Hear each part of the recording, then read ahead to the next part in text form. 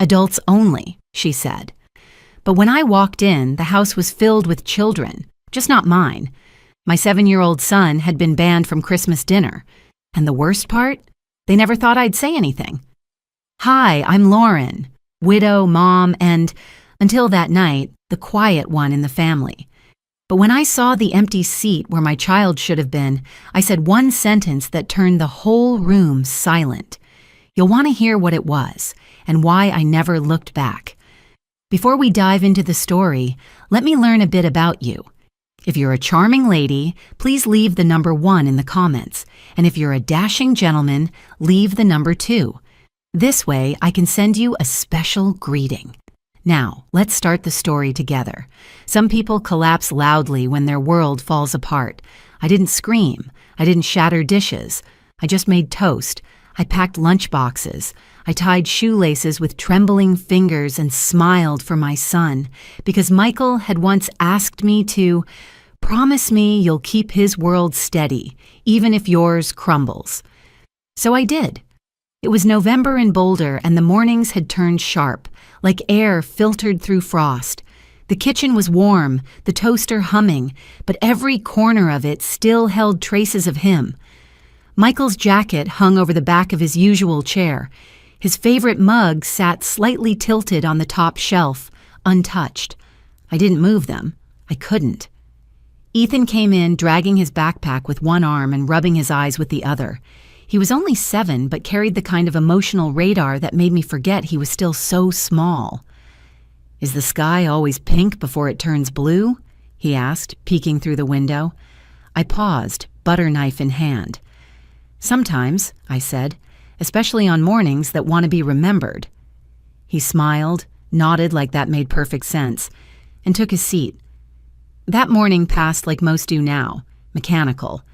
I dropped him off at school and went to work, where I smiled at coworkers and nodded through meetings, but couldn't recall a word I said by lunchtime. Later, as the sun began to settle into the mountains, I drove to pick Ethan up from Susan and Henry's. Their porch light was already on, glowing like a soft welcome. Susan met us at the door, arms already open. "He's been telling us about volcanoes all afternoon," she laughed, kissing the top of Ethan's head. "Did you know some volcanoes sleep for 100 years? Ethan said as we stepped inside. "I didn't," I said, "but I'm glad you do." Henry walked in from the kitchen, a dish towel over his shoulder, and as always, he pressed a small envelope into my hand. "Just in case," he whispered, eyes kind. I wanted to protest, to say we were fine, but I'd learned that love, real love, doesn't always wait for permission, so I just nodded and tucked it into my coat. The contrast between this house and the next was immediate. My parents' place was colder, not in temperature, but in tone. The furniture was still perfect, the photos still smiling from the walls, but it all felt curated, like a museum of affection that hadn't been updated in years. Ethan rushed in ahead of me. "Hi, Grandma. Hi, Grandpa," he called. "Why does the clock tick louder at night?" Margaret looked up from her tablet, already annoyed. "Ethan, please," she said with a sigh. "Let's keep it quiet. Grandma's reading." Robert didn't even look up. He reached for a tablet from the drawer and handed it to Ethan like it was a mute button. I stood behind them, frozen in a moment I'd lived too many times. Ethan hesitated, glancing at me. I gave a tiny nod, just enough to say, "It's okay," even though it wasn't. He curled into the armchair, the tablet too big for his lap. The room filled with the soft buzz of the screen. No one spoke. There was a photo on the mantel, one of Michael and me on our wedding day. Ethan spotted it almost immediately. "Mom," he whispered, pointing, "why does Grandma never talk about Daddy?" The room went still. Margaret didn't turn around. She stood, walked to the kitchen, and started the coffee maker like he hadn't spoken at all. Ethan's question hung in the air, unanswered. I thought about how Michael used to kneel beside Ethan when he asked questions, how he never dismissed curiosity, no matter how tired he was. "He sees the world through wonder," he'd say. "Don't ever dim that." We didn't stay long. On the way home, Ethan was quiet. I asked if he was okay. He nodded. "I just like it better at Grandma Susan's," he said. That night, after brushing his teeth and tucking his dinosaur into bed beside him, I sat next to Ethan as he curled under the blanket. "Mom?" he asked. "Did I do something wrong today?" I shook my head quickly. "No, sweetheart, you were wonderful." "Grandma Margaret doesn't like when I talk." I felt the words choke in my throat. "It's not about you," I said softly. "Some people forget how important questions are, but I never will." He seemed satisfied with that. His eyes fluttered closed, and I watched him breathe.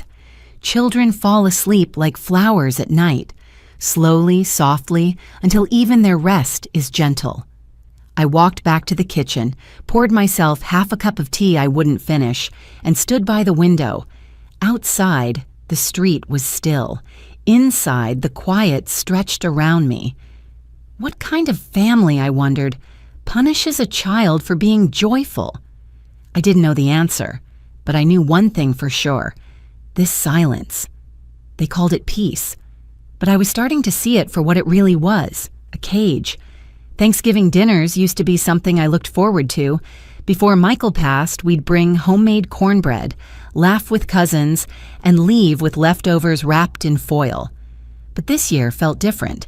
The food still smelled the same: warm sage stuffing, golden roast turkey. But everything else had shifted, including where we sat. Some guests were placed near the centerpiece, a turkey so perfectly browned it could have come from a magazine. Ethan and I were led to a small table near the pantry door, squeezed between a drinks cart and a stack of serving trays. The table rocked slightly when Ethan leaned on it, and our napkins were paper, not cloth. Margaret waved us toward the seats without looking up from her seating chart. "There's room over there, dear," she said. I smiled, tight-lipped, and guided Ethan toward our assigned spot. He looked confused. "Why are we over here, Mom?" "Maybe so we can be close to the pie," I whispered, trying to turn it into a joke.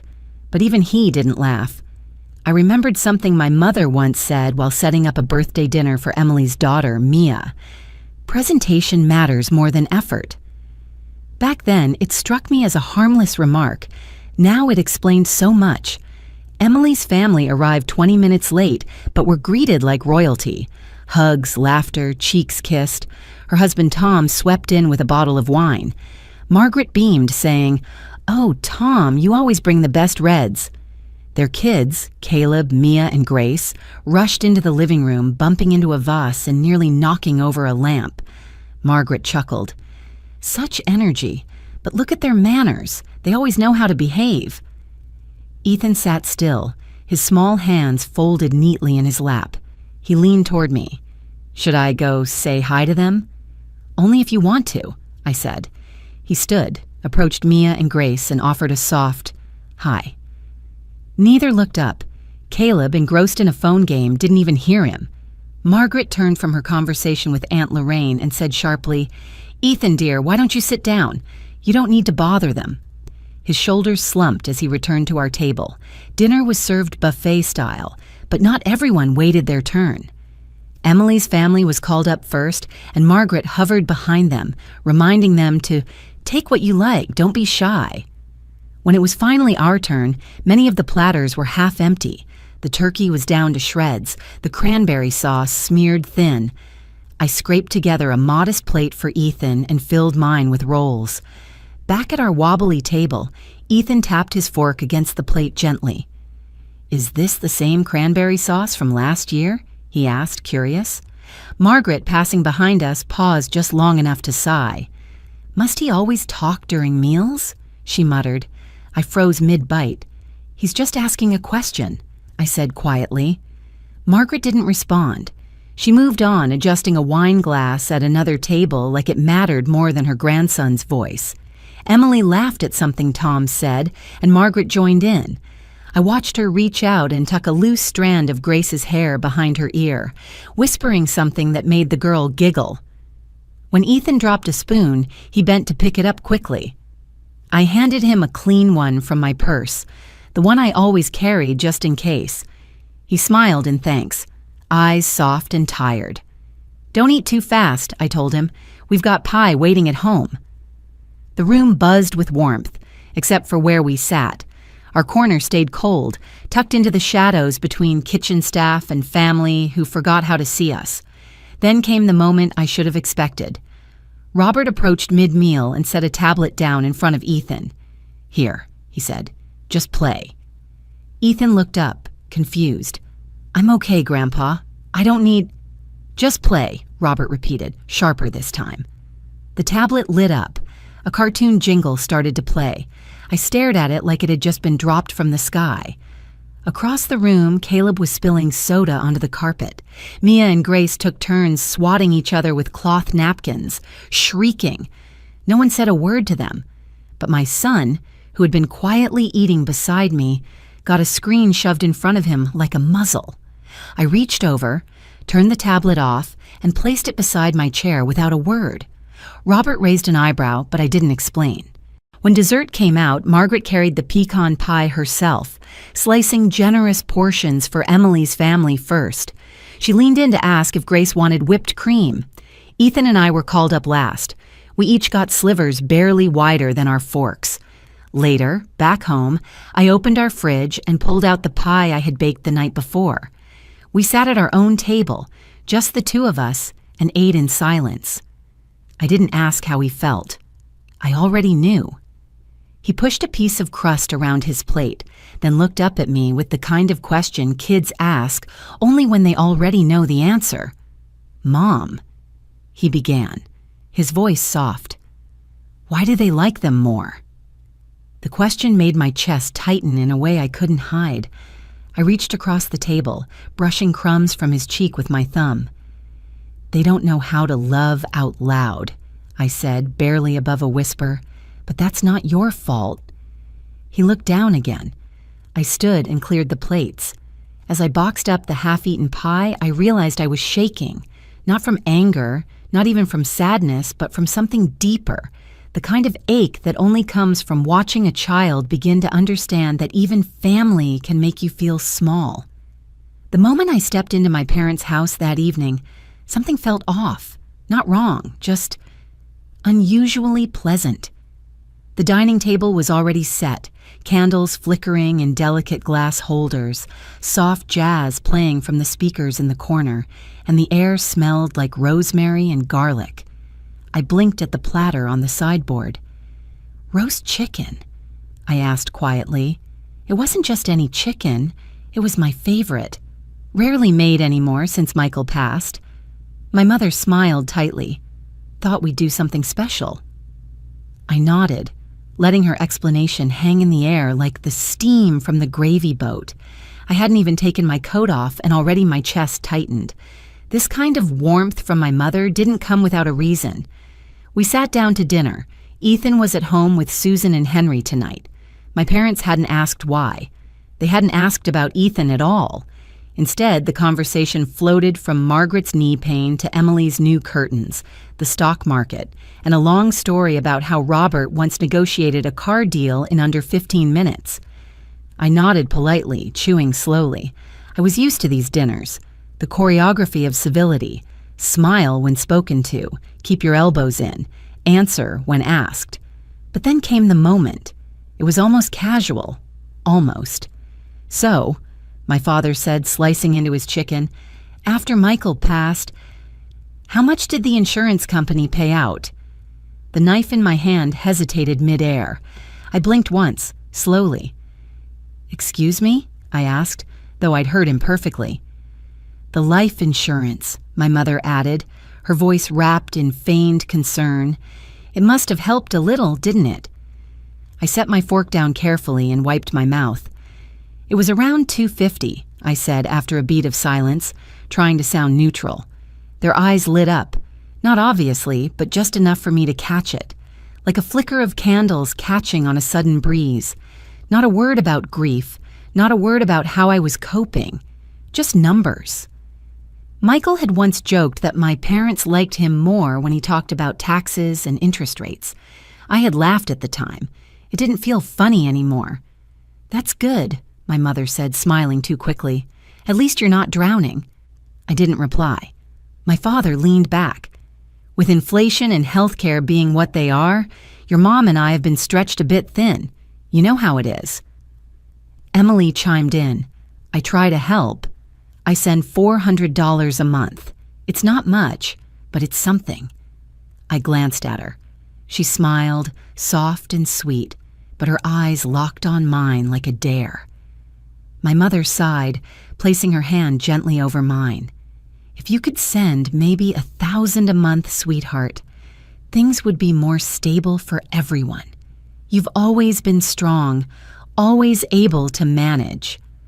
My stomach sank, as if my body had heard the truth before my mind had caught up. "I have a child," I said, quieter than I meant. "And expenses, too." "Oh, of course," she said quickly. "But Ethan's young. He doesn't need much yet, and we're family. Family means support." Family. That word. It carried so much weight when they needed something from me, and so little when Ethan needed a gentle word or a place at the table. I felt myself nod before my brain caught up. "I'll think about it," I said, my voice strangely hollow. And in that moment, I told myself something I knew wasn't true, that maybe if I did this, if I gave what they asked, they'd treat my son differently, kinder, fairer. Maybe they'd see him finally. But deep down, I knew better. You can't buy love that was never given freely. That night, I kissed Ethan goodnight, watching his small chest rise and fall as he slept. He looked so peaceful. I walked back into the kitchen and sat down in the dark. My phone lit up the room as I opened the banking app. I stared at the screen, finger hovering over the keypad. $1,000 a month.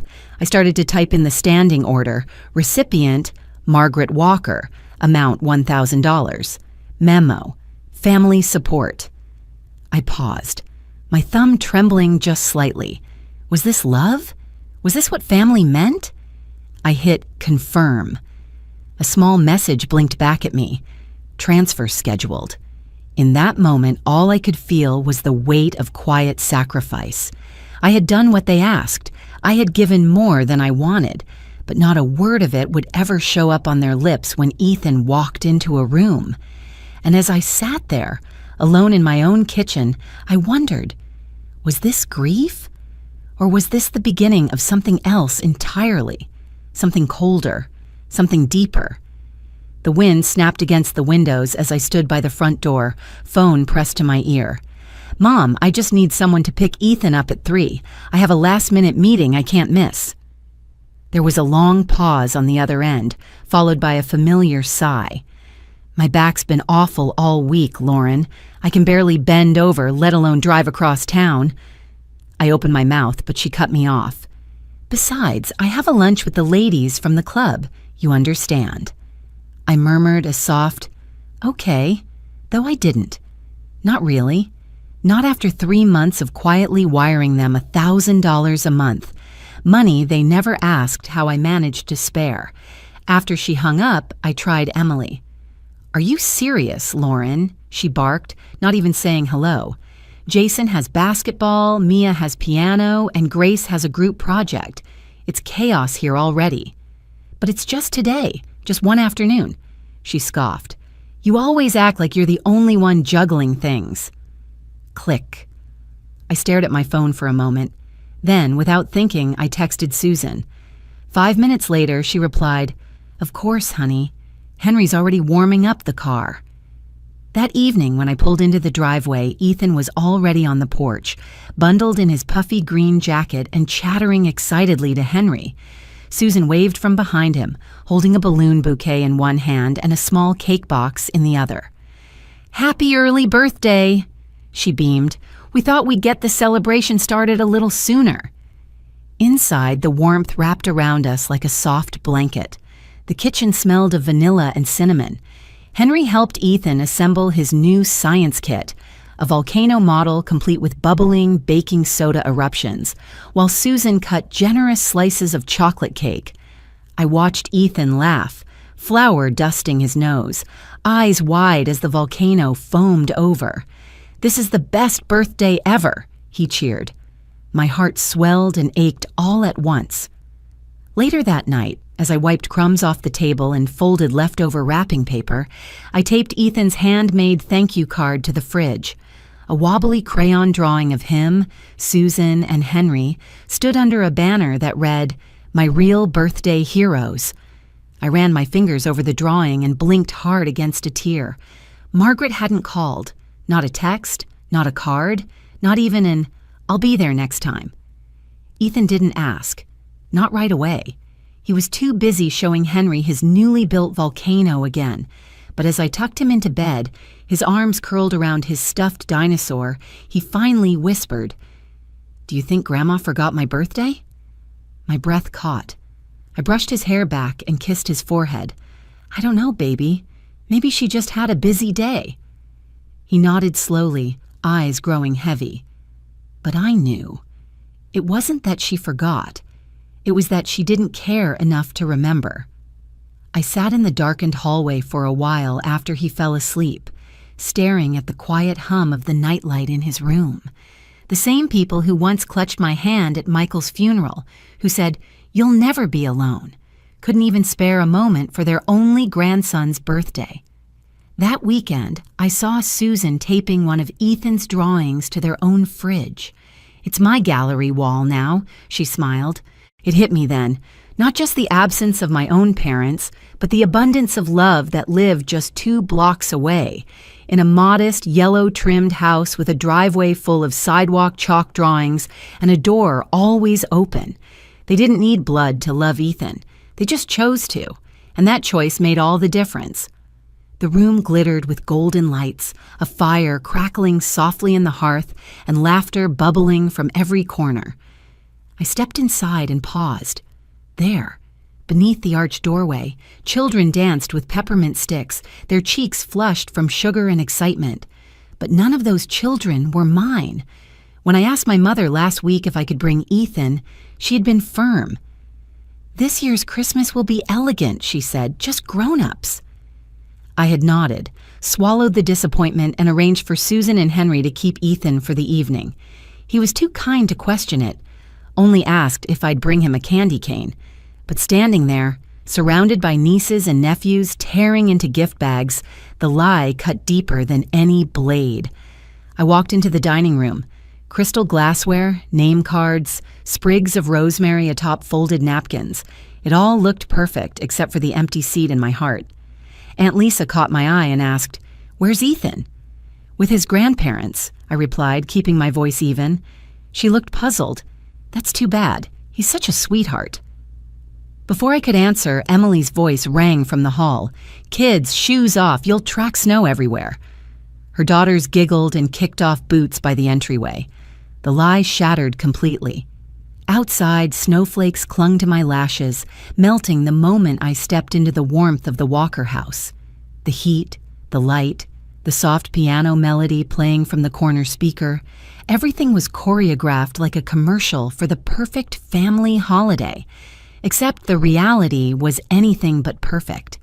I had debated whether to show up at all. I stood in front of the mirror for too long, wondering if my absence would make a louder statement. In the end, I wore the green cashmere sweater Ethan picked out for me. "It makes your eyes look happy," he'd said, and that was enough. When I crossed the threshold, I knew the moment I saw the pile of tiny boots in the foyer and the sound of giggles bouncing down the hall. There had never been an adults-only rule. There had only been a carefully curated exclusion, one that didn't align with champagne flutes and candied pecans.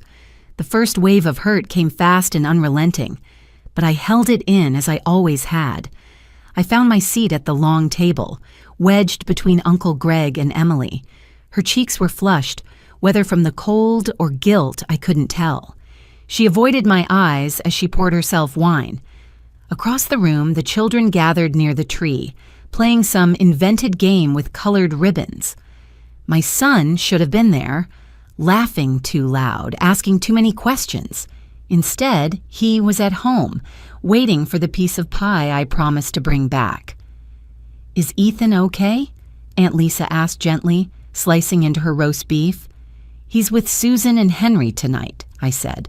"Oh," she blinked. "That's sweet of them." I nodded. They brought over gifts this morning.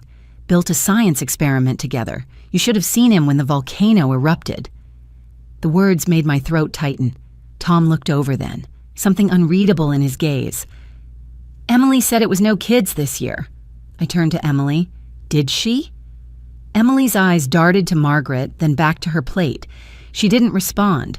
The moment stretched like elastic. I stood, my napkin falling from my lap to the floor. My voice was calm, colder than the snow that had begun to fall outside. I'm going to say this once. There was no rule about kids. There was just a rule about Ethan, and I don't know what part of him scares you so much. His joy, his questions, his need for love. But I won't let you pretend it's about manners or elegance anymore. Margaret looked like she wanted to dissolve into the floor. Robert cleared his throat but said nothing. I turned to Emily. And you, taking credit for money you never gave? Do you know how many nights I skipped dinner so that the family wouldn't suffer? Tom stood up, jaw clenched. You lied to me. Emily's hands trembled around her fork. I thought, no, Tom said. You didn't think about anyone but yourself. He motioned to their kids. Let's go. Chairs scraped. No one said a word. I walked slowly to the door, buttoning my coat with measured movements. The cold air rushed in as I stepped outside, the warmth behind me as false as the smile Margaret had given when she said, just grown-ups. The walk back to my car was quiet. Each step crunched over fresh snow, each breath fogged in the night air. I didn't cry. Not tonight. There was something cleansing about the silence, about not having to explain myself anymore. For years, I had tried to earn their kindness with obedience, their warmth with money. But some debts aren't meant to be repaid because they were never loved to begin with. The next morning, I woke up to a phone lighting up with messages. Long texts, short ones, missed calls, voicemail pings. Some were from numbers I hadn't saved in years. I didn't open a single one. I made pancakes instead. Ethan padded in with sleepy eyes and messy hair, wearing his rocket pajamas. Can we call Grandpa Henry and Grandma Susan later? He asked, climbing onto the kitchen stool. Of course, I said, flipping the last pancake onto his plate. I think they'd love that. He smiled and poured syrup like it was liquid gold. For a moment, the house felt full, not of noise or chaos, but of something sturdier, steadier, love that showed up. Back when Michael was still here, he once said while we watched Ethan build a spaceship out of cereal boxes, family isn't who shares your blood, it's who shares your burdens. At the time, I thought he meant Susan and Henry, and maybe he did, but now I understood something more profound. He meant I could choose. I wasn't bound by tradition or guilt or obligation. I wasn't tied to people who only took and never gave back. By New Year's Day, I had blocked Margaret's number, along with Robert's. I canceled the monthly transfers. Not a word was said. No angry call from Emily, no sarcastic emoji text from Margaret, not even a passive-aggressive email with a Bible verse. Just silence, the kind that finally felt peaceful. But silence doesn't always mean surrender. One gray January afternoon, I came home from work to find their car in my driveway. Ethan was at a play date, and the sight of Margaret standing on my porch, holding a gift-wrapped box, was enough to still the keys in my hand. She smiled, that rehearsed smile she used for church functions and Christmas cards. We thought we'd stop by. I didn't ask you to. Robert spoke next. We wanted to apologize. Things got tense. I didn't move to open the door fully. No, things got honest. That's different. She extended the box a little further, like a peace offering. It's for Ethan. We got him the telescope he wanted. I looked at the box, then back at them. You're not sorry, you're just exposed. Margaret's face tightened. Robert shifted his weight. I didn't invite them in. They left without another word, the box still in Margaret's hands. Later that week, Ethan and I visited Susan and Henry. We brought cookies and a printed photo of Ethan at the Science Museum, where he'd spend an entire afternoon explaining lunar craters to anyone who'd listen. Can I call them my real grandparents now? Ethan asked, unwrapping his scarf as Susan hugged him tightly. I looked over at Susan and Henry, who were watching with soft smiles but not pressing for anything. Love, but never forced. Yes, I said, you absolutely can. Spring came early that year. The snow melted into little rivers down the sidewalks. Daffodils started poking up by the mailbox. Ethan wanted to plant strawberries. I told him we'd try. With the money I used to send to Margaret and Robert, I opened a savings account in Ethan's name. College, maybe. Or a telescope of his own. Or something I hadn't imagined yet. We planned a trip to the Houston Space Center for summer. Susan booked flights. Henry read up on Saturn's moons to keep up with Ethan's questions. In April, Ethan entered his first school science fair. His project was a volcano that erupted with exact timing, a mix of baking soda and pure joy. I stood beside Susan and Henry as they clapped the loudest, cheering like he'd just landed on the moon. Someone asked me, "Is that your grandson?" Henry laughed and said, "Sure is," without a pause. That night, I tucked Ethan in. He had glitter on his cheeks and clay on his sleeves. As he drifted off under the soft glow of string lights, I whispered into the quiet, "I lost a family, but I found a home." And that made all the difference. Watching Ethan sleep under those soft string lights, I didn't feel the sting of what I'd lost, only the quiet strength of what I'd chosen. Sometimes love doesn't come from where we expect, but from those who show up without being asked. In life, it's not blood that binds us. It's the people who listen, who stand by us when it matters, and who love without keeping score. Real family shares your burdens, not just your name. If this story reminded you of someone who's always been there for you, I hope you'll hold them a little closer tonight. And if you'd like to share your thoughts, I'm here to listen.